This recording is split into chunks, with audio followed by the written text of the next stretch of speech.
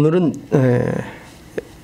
자기 백성을 저희 죄에서 구원하실 자가 나심, 이런 제목으로 하나님 말씀 본문을 통해서 증거하도록 하겠습니다.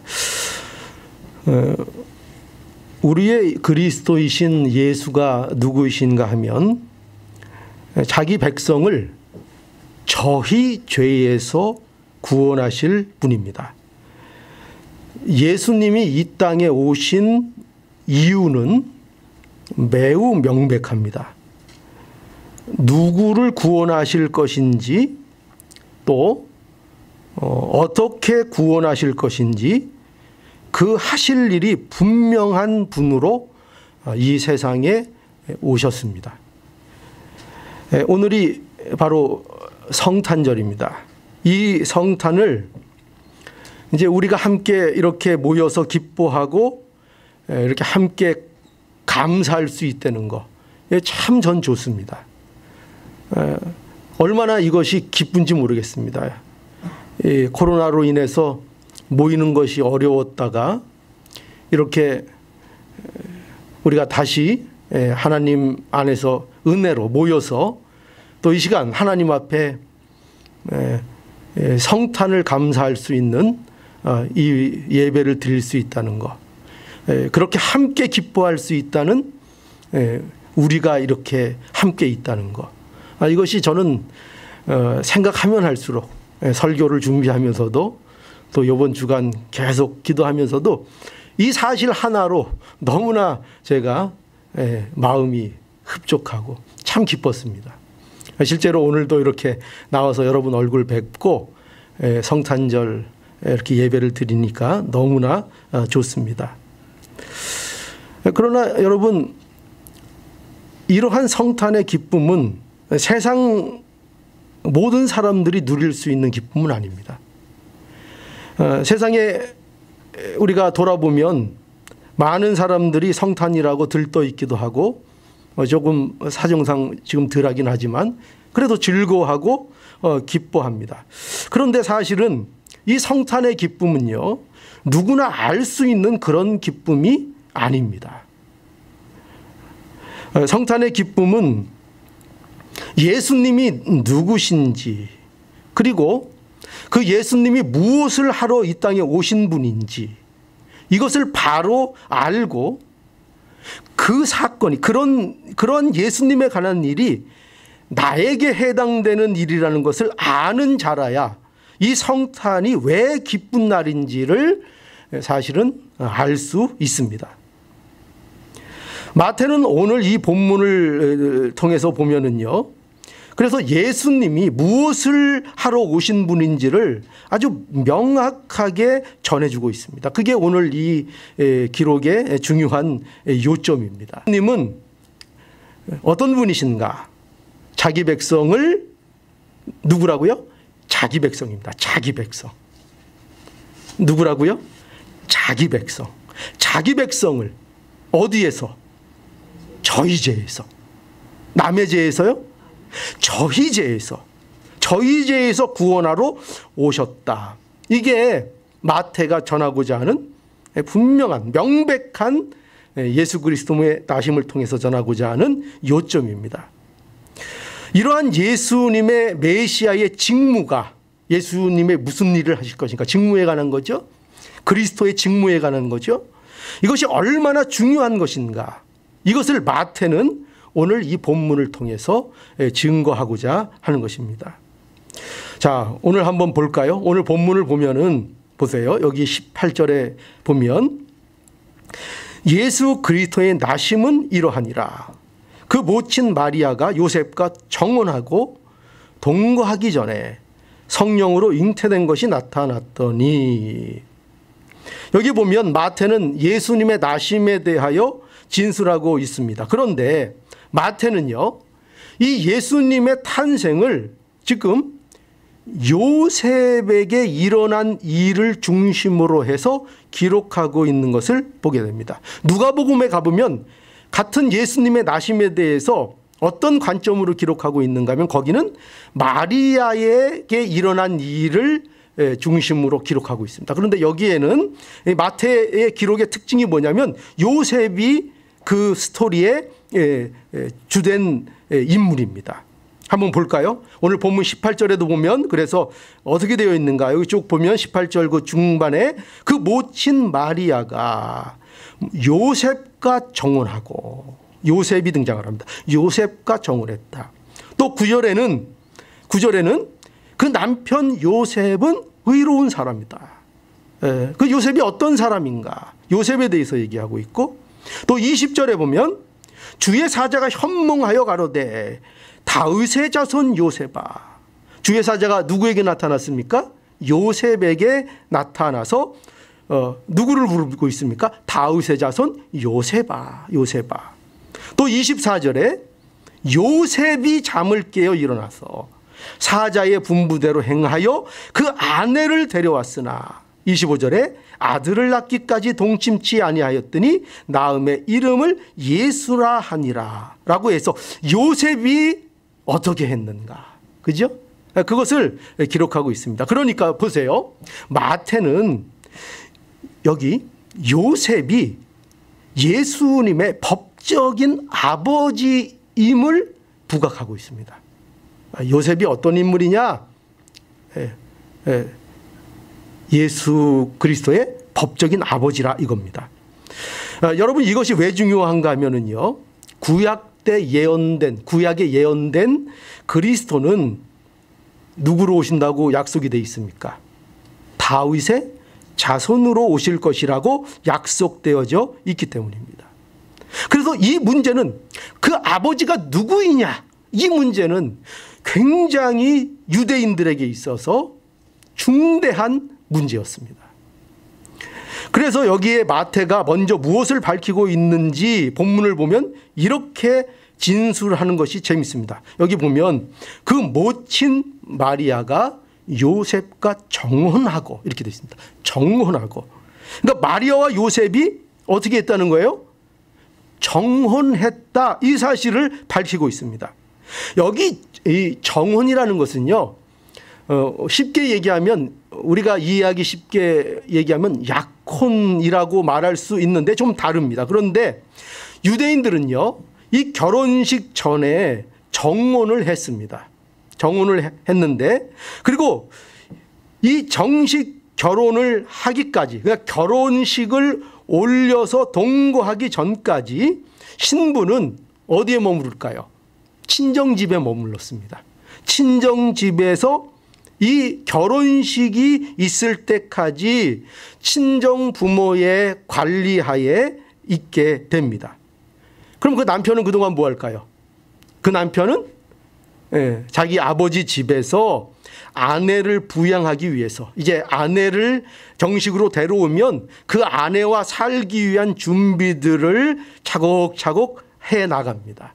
그래서 아버지에게 그것이 합격이 되면 이제 아버지에게 허락을 받고 친정에 있는 그 아내를 정식으로 데려와 신랑의 집에서 결혼식을 거행하게 됩니다. 이렇게 유대인들은 어떻게 보면 결혼을 두 번 비슷하게 이렇게 합니다. 이게 유대의 어떤 관습입니다. 그래서 여기 유대인들의 정혼은요, 우리가 생각하는 약혼과는 굉장히 다릅니다. 이 정혼은 결혼한 것과 동일한 효력을 가지고 있습니다. 법적인 효력을 갖고 있는 절차입니다. 그래서 정혼을 하면 법적인 부부가 되고, 그래서 정혼을 하면 헤어지기 위해서는 반드시 이혼 절차를 또 밟아야 합니다. 파혼을 하고 이혼 절차를 밟아야 합니다. 이렇게 마태는 마리아와 요셉이 정혼했다. 이 사실을 밝힘으로 인해서 요셉과 마리아가 뭐라는 거예요? 법적인 부부라는 것을 밝히고 있습니다. 그걸 밝히고 있습니다. 그러나 마태는 동시에 또 무엇을 말씀하고 있는가?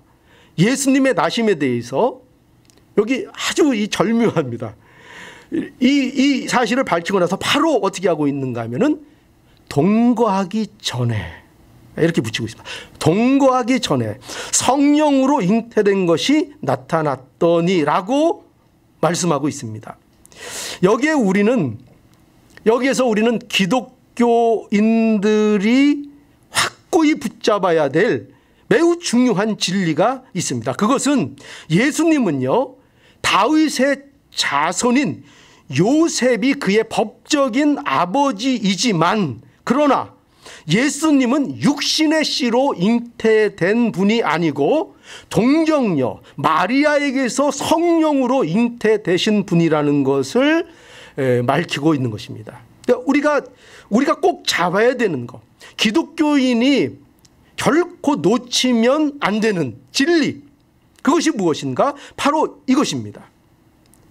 법적으로 예수 그리스도는 누구의 자손이라고요? 다윗의 자손입니다. 그러나 그는 또 어떻게 태어나신 분이라고요? 어떻게 잉태된 분이라고요? 동정녀 마리아에게서 성령으로 잉태된 그리스도이시다. 이것을 우리는 믿는 것입니다. 여러분, 이 특별하고 이 신비로운 예수님의 잉태되심은 예수님이요, 어떤 분이신가, 또 예수님이 하실 일이 얼마나 중대한 일인가를 우리에게 알게 하는 것입니다. 예수님은 자기 백성을 저희 죄에서 구원하러 오신 그리스도이십니다. 이것을 우리는 언제나 놓치지 않아야 됩니다. 자, 그런데 여기 한 단계의 의기가 있습니다. 요셉이 이 마리아의 임신한 것을 알게 되었습니다. 아마도 이 마리아가 요셉에게 말을 해 주었을 것이라 생각하는 것이 가장 합리적인 생각 같습니다. 왜냐하면 누가복음 1장 26절에부터 보면 마리아가 먼저 자신에게 성령으로 인한 잉태가 있을 것이라는 것을 천사로부터 고지를 받았습니다. 그리고 마리아는 그 말씀을 믿었고 그것이 실제로 천사를 통해서 말씀해 주신 것 같은 그런 일이 자신의 몸에서 일어났다는 것을 마리아는 알 수 있었습니다. 그래서 이 사실을 마리아는 요셉에게 알려 주었던 것입니다. 그럴 가능성이 가장 높습니다. 그러나 여러분, 이러한 사실은 우리가 잘 생각해 보면 요셉이 이것을 믿고 요셉이 이 사실을 받아들이기에는 너무나 어려운 일이었습니다. 냉정하게 얘기하면 이거는 도무지 이해할 수도 없고 이건 도무지 용납될 수도 없는 문제인 것이 명백한 사실입니다. 요셉은 깊은 고민에 빠졌습니다. 그러나 요셉은 또한 결단을 해야 했습니다. 성경은 요셉이 이 문제에 대해서 어떻게 처리하는가를 이렇게 묘사하고 있습니다. 19절에 보면 그 남편 요셉은 의로운 사람이라. 그리고 요셉이 저를 드러내지 아니하고 가만히 끊고자 하였다. 이렇게 진술되어 있습니다. 여기 요셉이 의로운 사람이라 하는 것은요, 이게 무슨 뜻인가 하면은 무슨 성격이, 물론 요셉이 성격 좋았을 거라 이렇게 저는 예측을 합니다. 그러나 여기에서 의로운 사람이라 하는 것은요, 그가 유대인의 관점에서 유대인으로서 하나님을 사랑하고 율법을 준수하고자 율법을 잘 준수하며 살고자 했던 자였다는 것을 의미하고 있는 것입니다. 그러니까 이 문제는 요셉에게 있어서 참으로 어려운 문제였지만, 그러나 이 문제를 그냥 덮어두고 넘어갈 수 있는 문제는 아니었습니다. 왜냐하면 처녀의 임신이라는 것은 유대의 율법에 의하면 그 문제가 굉장히 큰 보통 문제가 아니었기 때문입니다. 요셉이 마리아를 사랑한다 하더라도, 아무리 사랑한다 하더라도 그가 율법을 어기면서까지 마리아를 지킬 수는 없었습니다. 왜냐하면 그는 무엇이 더 중요한지를 알았습니다. 하나님과의 관계가 더 중요한 것을 알았고, 그는 그래서 어떻게 할 수밖에 없습니까? 이혼, 파혼을 해야 했습니다. 이러한 상황 속에서 요셉이 마리아를 위해서 할 수 있는 최선의 방법은 무엇이었을까? 최선의 방법이 바로 이거였습니다. 어떻게 했다고요?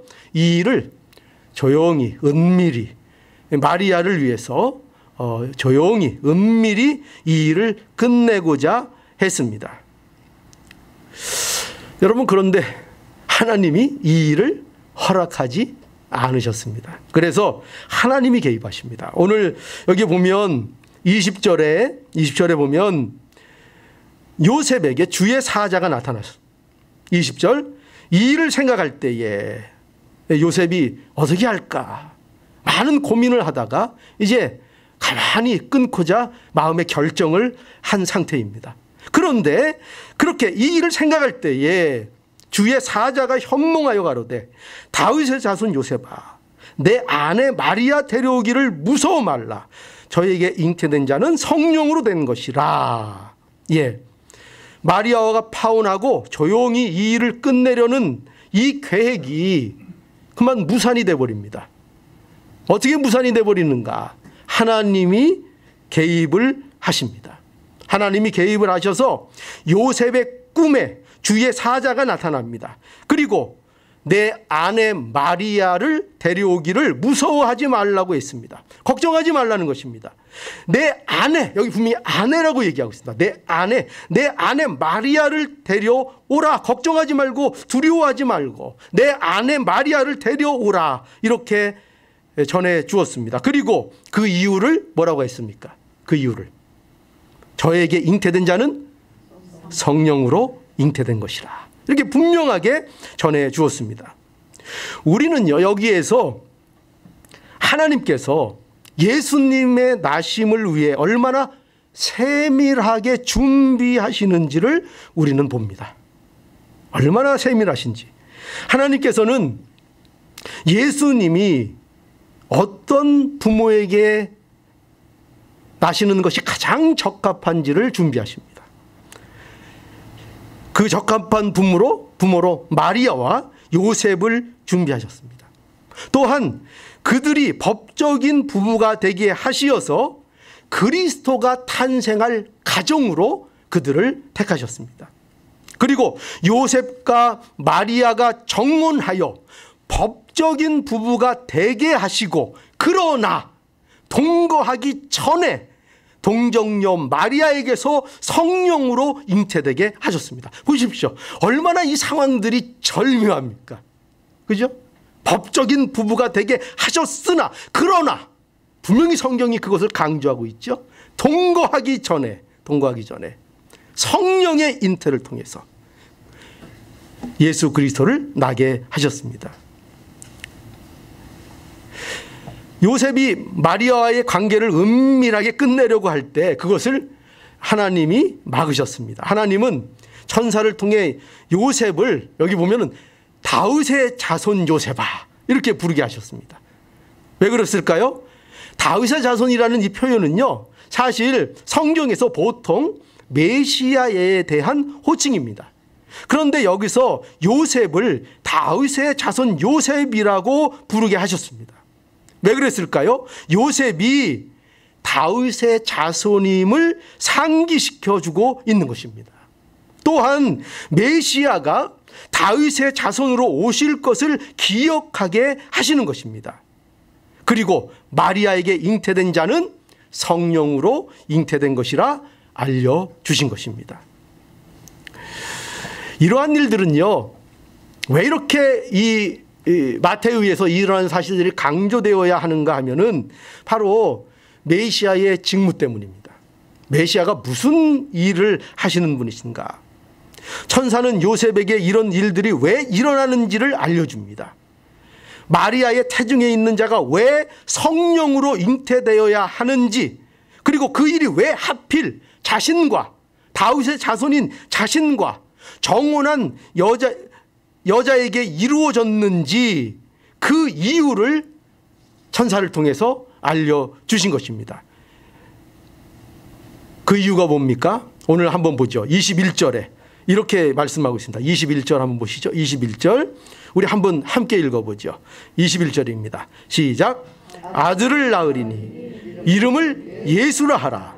이는 그가 자기 백성을 저희 죄에서 구원할 자심이니라 하니라. 예, 이것이 이유입니다. 천사는 그 이유를 어떻게 설명하고 있는가 하면 그리스도의 일 때문이다. 그리스도가 하실 일 때문이라고 말씀하고 있습니다. 그리스도는 누구냐? 자기 백성을 저희 죄에서 구원하시는 분이기 때문이라는 것입니다. 예, 그렇죠. 우리 주 예수 그리스도는 자기 백성을 저희 죄에서 구원하시는 그리스도입니다. 이것이 요셉이 정혼하고 동거하기 전 마리아에게서 성령으로 잉태되어 나도록 하나님께서 그렇게 세밀하게 준비하신 이유인 것입니다. 여러분, 우리는요, 우리의 죄에서 우리 자신을 구원할 수 없습니다. 우리는 그 누구도 우리 자신을 우리의 죄 가운데서 구원하지 못합니다. 우리는 우리의 죄에서 우리를 구원하실 분이 필요합니다. 참 그리스도가 필요합니다.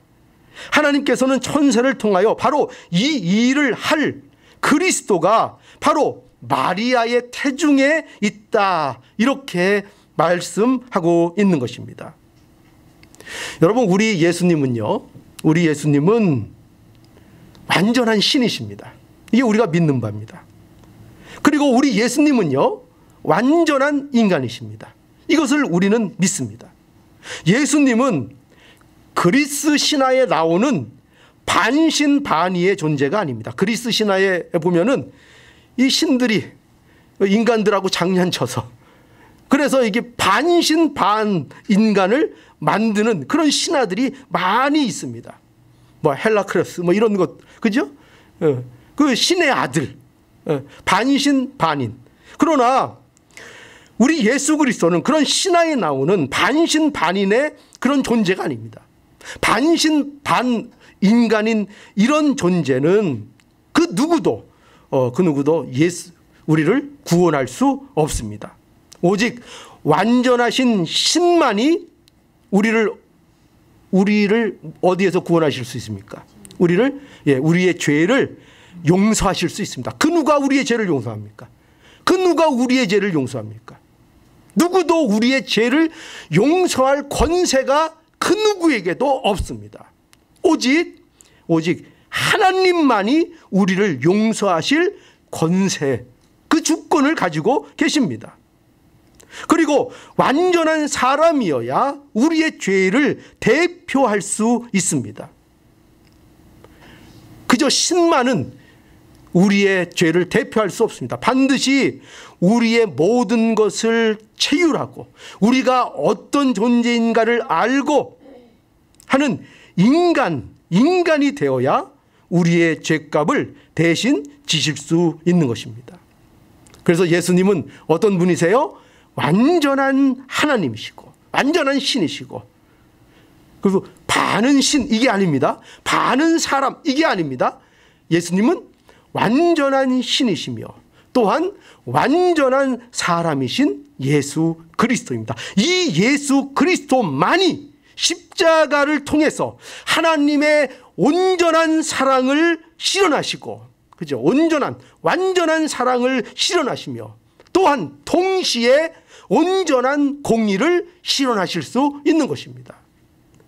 십자가에서 이 사랑과 이 공의가 온전히 충족되지 않으면 우리의 죄를 해결받을 수 없습니다. 그 일을 예수 그리스도가 하시러 오신 것입니다. 우리를 죄에서 구원하시는 것입니다. 구약의 모든 기록과 사건들과 예언들이 다 바로 이 예수 그리스도를 가리키는 손가락이고 예수 그리스도를 나타내는 다 그림자들입니다.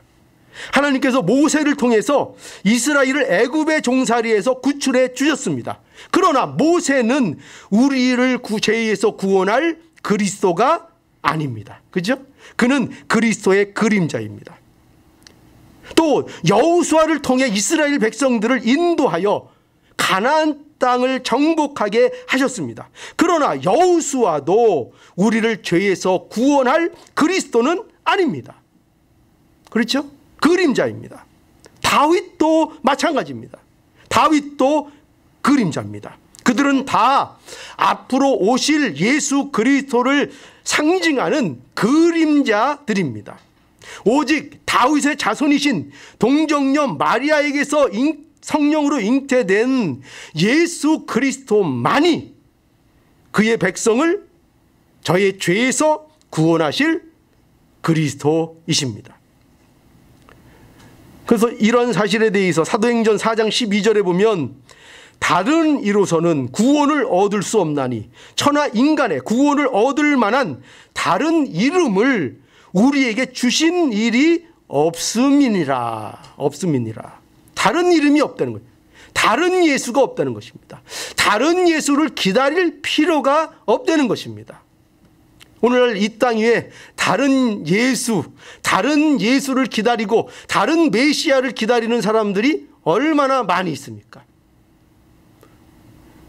과거에, 지금은 어떤지 모르지만 과거에 한국에 예수라고 자칭하는 사람들이 한 300명 있었답니다.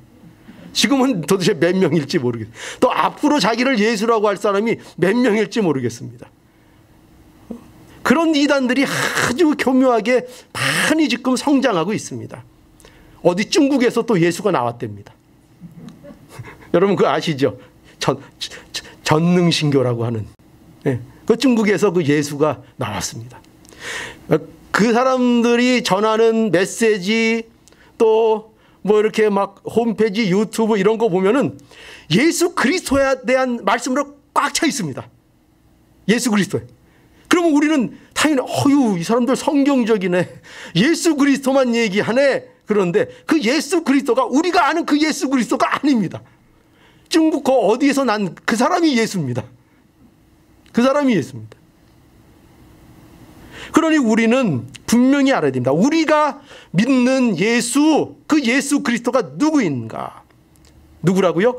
요셉의 자손을 통해서, 그죠? 법적으로 다윗의 자손으로 나셔서 동정녀 마리아의 태중에 잉태된 성령으로 잉태되어 나신 그분만이 오직 우리의 죄를 사하시는 참된 그리스도이십니다. 이 사실을 우리는 명확하게 믿고 이 사실, 이 믿음 위에 우리가 서 있어야 합니다. 이것을 우리가 온전히 믿지 못하면 우리는 영적으로 한없이 흔들릴 수밖에 없습니다. 신앙생활을 30년, 50년, 평생을 해도 이 사실을 우리의 마음속에 굳건하게 믿고 잡고 있지 않으면 우리는 누가 와서 금방 허튼 얘기를 하면 금방 흔들릴 수밖에 없습니다. 제대로 된 신앙을 가질 수 없습니다. 그러니 이 사실을 우리는 분명히 알아야 합니다. 구주는 오직 한 분 예수 그리스도입니다. 예수 그리스도 외에 구원을 얻을 수 있는 다른 이름은 없습니다. 마태는 이러한 사실을 또 어떻게 오늘 이렇게 증거하고 있는가 하면은 오늘 22절부터 23절에 보면은 이사야 7장 14절의 말씀을 인용해서 예수님의 탄생과 관련하여 일어난 이 모든 일이 주께서 선지자로 하신 말씀을 이루기 위한 것이라고 밝히고 있습니다. 그렇죠? 마태는 이러한 일들이 갑자기 어느 날 생긴 일도 아니고 우연히 생긴 일도 아니고 하나님께서 아주 세밀하고 아주 철저하게 계획하셔서 이 모든 일들이 하나님의 뜻대로 성취되었다는 것을 마태도 이 사건 중간에 명확하게 증거하고 있는 것을 보게 됩니다. 그리고 이제 마지막 24절과 25절을 한번 보시겠습니다. 24절과 25절. 자, 이렇게 이제 오늘 이 사건이 마무리됩니다. 24절과 25절이요. 자, 요셉이 잠을 깨어 일어나서 주의 사자의 분부대로 행하여 그 아내를 데려왔으나 아들을 낳기까지 동침치 아니하였더니 낳음에 이름을 예수라 하디라. 예, 여기에 요셉을 보시기 바랍니다. 요셉이 지금 이제 잠에서 깨어 일어났습니다. 그리고 요셉이 무엇을 했는지 주목해 보아야 합니다. 요셉은 이 일들에 대해서 무시하지 않았습니다. 무시하지 않고 어떻게 했죠? 주의 사자의 분부대로 행하였다, 이렇게 되어 있습니다. 그리고 요셉은 그래서 그 아내를 데려왔습니다. 이게 보통 어려운 문제가 아닙니다.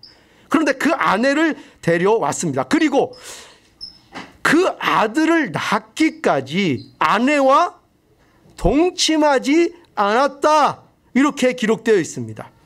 그리고 그 지시대로 그 아이에게 어떻게 이름을 붙여줬어요? 예수라. 예수라. 아버지 역할을 한 겁니다. 그죠? 예수라 이름을 붙여 주었습니다. 요셉은 예수 그리스도의 나심이 무엇을 의미하는지 주의 사자의 가르침을 통해서 알게 되었습니다. 마리아에게 잉태된 아이가 얼마나 중대한 일을 맡은 분인지를 알았습니다. 이 아기는 자기 백성을 저희 죄에서 구원하실 왕이라는 것을 알았습니다.